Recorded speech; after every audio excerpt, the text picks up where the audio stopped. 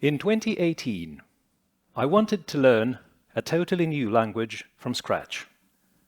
I was teaching English back then, and I couldn't realize what it was that my learners found difficult. Being a complete beginner felt totally new, and I thought I should probably learn Finnish. Finnish is thought to be one of the world's most difficult languages, but do you actually know that this may be a misconception, the one that we are perpetuating ourselves? This is something that I would like to share with you today.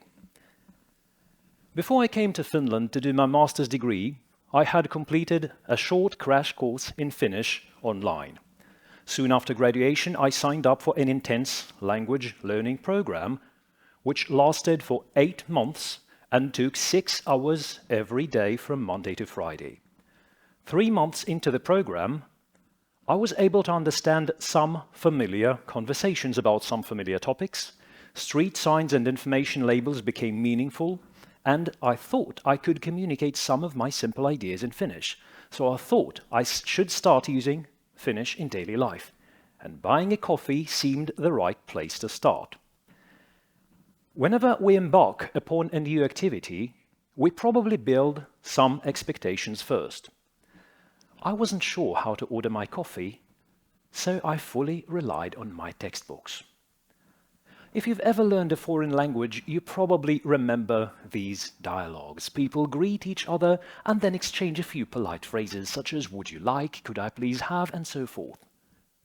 What I heard instead, and this was not on a singular occurrence, was "minkäslaista," literally translated as "what kind of."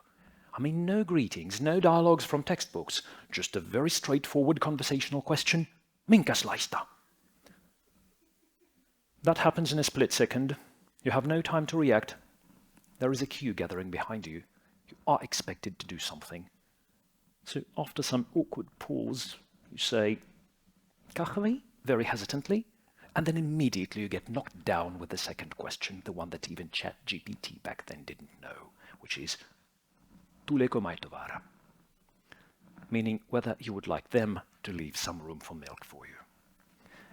So how is it possible that so much investment into learning a language still doesn't bring the desired result? They always say here and there that Finnish is the world's most difficult language, so could that be the reason? At the end of 2023, a group of scholars from the University of Helsinki published a book called Monikielisen työyhteisön opas, a guide to creating multilingual work environment. Chapter 3 is called 9 Myths About the Finnish Language. And the first one they debunk is Finnish is the world's most difficult language. What the authors are actually saying is that the practicalities of using Finnish are problematic. If you fail to recognize that origins of Finnish words are new to many learners, the progress with teaching vocabulary will never be steady. If you start every single conversation, or actually every single lesson, with minor details of grammar, chances are high that learners will feel overwhelmed.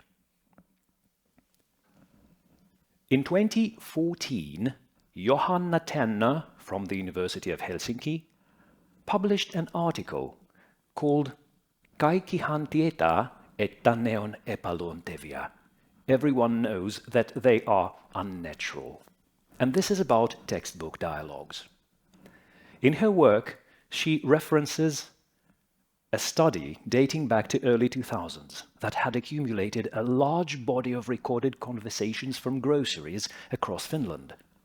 Tanner's point is textbook dialogues fall short of learners' needs.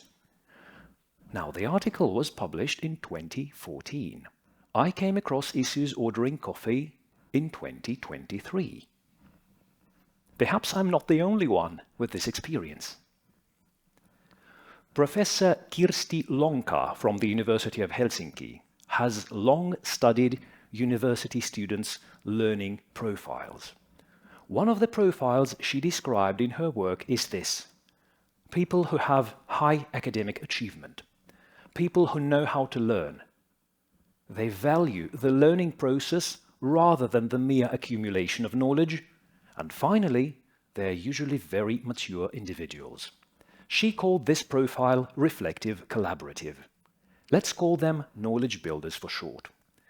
No secret, many countries of the world, Finland included, are competing to attract highly skilled international workforce. The EU Blue Card would be one example. Are knowledge builders not one type of individuals that Finland may be interested in? I think I've met quite a few knowledge builders here in Finland among highly skilled internationals. And do you know what they have in common? They share a common thread. They consistently express one important idea. To put it in their own words, I am a quick learner. I do not want to go through the standard language learning procedure. I would like someone to address my doubts rather than telling me how to learn. That would seem to be a specific learning need of a specific group of individuals. Now, could you imagine what sort of lessons would suit these people? I think I can. I once had a conversation with a prominent Finnish educator, and they shared an idea that they wanted to implement with their own students, but unfortunately never got a chance. They wanted to organize at least one lesson in cooperation with a real estate agency. The real estate agent was supposed to take students on a property tour, show them around the property, and communicate exactly the way they do with real customers so as to expose learners to instances of real-life Finnish. Would such lessons benefit learners in any way? I believe they would. Likewise, a lesson in a cafeteria would have benefited me.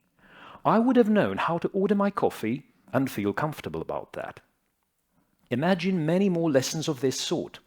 A lesson at a post office, a lesson at vehicle repairs, a lesson at the tax authority.